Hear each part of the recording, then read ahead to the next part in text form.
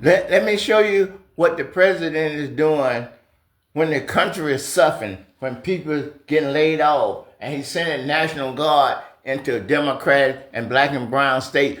Look at what he's doing in the White House. Almost as if to taunt his own voters, Trump took to Truth Social to issue this very, very important message to Americans. Some of the highest quality 24 karat gold used in the Oval Office and cabinet room of the White House, foreign leaders and everyone else freak out when they see quality and beauty. Best Oval Office ever in terms of success and look, President DJT. So while Americans are watching their grocery bills skyrocket, their mortgages and rent surge, and their economic anxiety hits a fever pitch, Donald Trump took to Truth Social to brag about the 24 karat gold that he's installed in the Oval Office, because that is what struggling families need to hear right now. That dear leader has upgraded his office with the finest gold that money can buy, while they are trying to figure out how to afford eggs. And let's be clear, this is not an isolated incident. This follows a very clear pattern of being obsessed with gold and opulence, while the rest of the country struggles under the policies that Trump himself is responsible for. Thousands, actually, of pictures, beautiful paintings, some of them in the vault for over 100 years. And we added a lot of 24 karat gold, and it's very expensive and I think very beautiful. You know, when you look at the fireplace, when you have a leader sitting on the one side and the other side, and you look at what's behind with the lights beaming, and that's all 24 karat gold, and that's why it just beams. Was it not gold before this? No, it wasn't. They didn't have really any gold. They didn't have gold. And they do now. That was actually a flat piece of marble. There for a long time, but a flat piece of marble. And I just felt it was important for this office to take on a look that's appropriate. It was, the walls were painted, but it was still the Oval Office, by the way, but the walls were painted now. The walls are much more than painted. So people have loved it. The leaders of other countries have loved it when they come in. And it's, you know, more representative of what it should be. Let me just remind America, this is LG. You see what a fantasy that this man is. See, he's trying to fool the uneducated white people and blacks and Mexicans and everything. Like this country is just booming. It's all an illusion to President Trump. It's just like putting on a movie, because he think that you American people are suckers. You know the economy is not doing good. You know that people are losing their job. You know that people healthcare premium is gonna go up. You know that they cutting SNAP, that's food stamp, where poor people is gonna go hungry. You know they cutting free luncheon for kids in schools. You know that sick ain't gonna be able to put their people in nursing home anymore because of Medicaid cuts. I keep on saying that the 7 million people that control this, I'm not blaming Trump. Trump just a babbling idiot.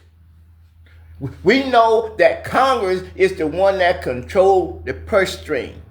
We know the House and the Senate is the one that controls the money. Trump cannot spend no money unless Congress let them. Trump is just a pawn. It's the House and the Senate and the Supreme Court and the 7 million American people that don't care nothing about America, that don't care nothing about the Constitution, that don't care nothing about black and brown people. All they care about is money and fame and glory. That's what the Bible is talking about. The Bible is talking about they got the spirit of the Antichrist. The 7 million people that voted for Trump has got the spirit of the Antichrist. They can't turn back now. They don't cross that line, what we call the Rubicon. They don't cross that line now. They committing crimes. They abusing the Constitution. See, they can't turn back now.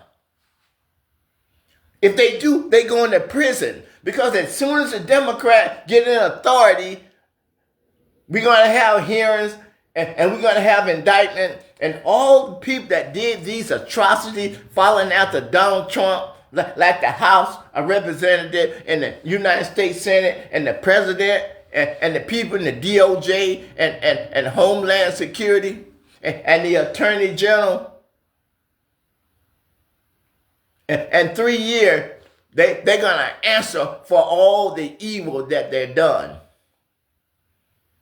God is with the black and brown people and the poor white people that didn't have nothing to do with it.